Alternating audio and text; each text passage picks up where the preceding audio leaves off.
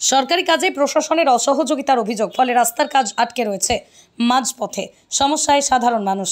কেশপুর ব্লকের কয়েকটি জায়গায় পথশ্রী প্রকল্পের তৃতীয় দফার কাজ হওয়ার কথা, যে ইতিমধ্যেই টেন্ডার হয়ে গেছে, সরকারি নিয়ম মাফিক সমস্ত কাজে এগিয়ে চলেছে তার গতিতেই, কিন্তু বাদ সেধেছে প্রশাসনিক অসহযোগিতা।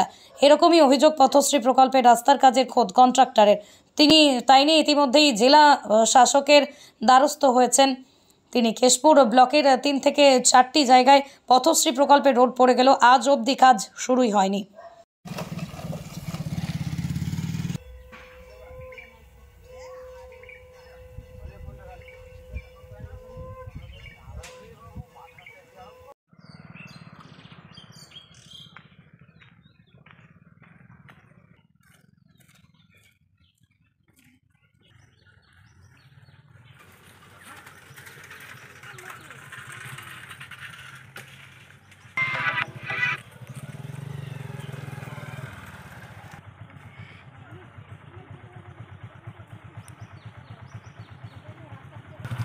বলছি যে এই যে রাস্তার যে এরকম অবস্থা, এতে আপনারা গ্রামবাসী হিসেবে কিরকম সমস্যায় পড়তে হয় আপনাদের? আমাদের রীতিমতো সমস্যায় পড়তে হয়। এই রাস্তাটাই আমাদের যোগাযোগের একমাত্র মাধ্যম।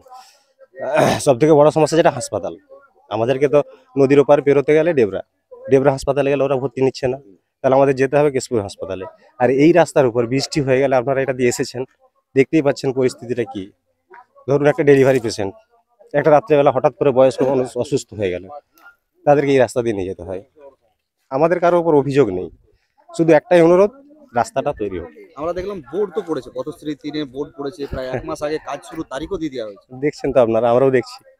মানে বিষয়টা কি, তাহলে বোর্ড পড়ে গেছে অথচ কাজ শুরু হয়নি, 1 মাস আগে কাজ শুরু তারিখ বোর্ডটা আমরাও দেখছি, পঞ্চায়েতকে জিজ্ঞেস করলাম, বলছে কাজ শুরু হয়ে যাবে, এতটাই। কাজ শুরু তারিখও তো দিয়ে দেওয়া হয়েছে। কাজ কাজ 1 মাস আগে, গত 1 মাস আগে বোর্ডটা আমরাও দেখছি যে বোর্ড লাগানো আছে, কাজ শুরু হয়ে গেছে। কাজটা কেন শুরু হচ্ছে না সেই নিয়ে আমরা পঞ্চায়েতের সাথে আলোচনা করেছিলাম, যে কাজ বললো কাজ শুরু হবে। এবার ওনারা বলছেন কাজ শুরু হয়েছে, ওখানে বল্লি গাড়া হচ্ছে, কিন্তু বল্লিগুলো যে কতটা লংজিভিটি থাকবে সেটা একটা নিয়ে কথা আছে। তো যাক, সেটা পরের কথা। আমাদের মেন কথা হচ্ছে রাস্তাটা আমাদের চাই, রাস্তাটা তৈরি হোক। আমাদের কারো উপরে বিদ্বেষ বিদ্রোহ কোনো কিছু নেই। মেন যে জিনিসটা হচ্ছে, আমাদের এখানকার মানুষদের সব থেকে বড় অসুবিধা, আমাদেরকে রাত্রে দিনে সব সময়, ধরুন নদীতে জল বেড়ে গেল, নদীতে জল বেড়ে যাবে, নৌকো, এখানে তো কোনো ব্রিজ নেই। এবার নৌকো করে একটা ডেলিভারি পেশেন্ট নিয়ে উপরে যাওয়াটা কতটা রিস্কের হয়। এই রাস্তায় জীবনকে হাতের মুঠোয় নিয়ে যেতে হয়। ডেলিভারি হাসপাতালে হবে না রাস্তায় হবে বলা যাবে না। কি নাম আপনার? নবীন ভট্টাচার্য, কাপাসটিগরি। এবার এই গ্রামে বাড়ি? কাপাসটিগরি, এই পাশের গ্রামটা, এটা অযোধ্যাপাড়, এটা কাপাসটিগরি। আমার এই কাপাসটিগরিতে বাড়ি। কত এই দুটো গ্রাম মিলে মানে এই রাস্তার উপরে নির্ভর? দুটো গ্রাম নয় স্যার, আপনি ভাবতে পারবেন না, ওদিকে আপনার আরো 3-4টে গ্রাম আছে, তারা তো এখানে এই মুহূর্তে আসতে পারছে না। ওদিকে আরো একটা গ্রাম আছে, পেছনে একটা গ্রাম আছে, প্রায় 6-8খানা গ্রাম এই রাস্তার উপরে, এই রাস্তার উপর নির্ভরশীল। রাস্তার এই অবস্থা থাকলে যা হয় অবস্থা, সবাই ভুগছে। কারণ আমাদের জ্ঞান হওয়া অবধি, আমরা যখন শ্বশুর বাড়ি এসেছি তখন থেকেই আমরা দেখছি যে এইরকম ভাবে পথশ্রীর বোর্ড টাঙানো রয়েছে, রাস্তা হবে বলে, কি বলবেন? রাস্তা তো বোর্ড টাঙানো হয়ে রয়েছে বাবা, তো বোধ হয় 15 বছরই ধরতে গেলে বোর্ড টাঙানো হয়ে আছে, টাঙানাই আছে, তাহলে তার আমরা কিছু করতে পারছি না। আমরা কি কিছু মুখগুলো কিছু জানি বাবা?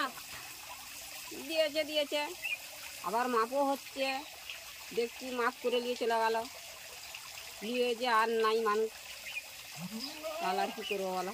কি চাইছেন, রাস্তাটা খুব দ্রুত হোক? রাস্তাটি ভালোভাবে আমাদের মোট কথা বাগিয়ে দিতে হবে, এবং আমাদের এই জল এলাকা, বন্যা এলাকার যে জায়গা, আমরা যে ঘর থেকে বেরাবো তাও আমাদের কঠিন কষ্ট।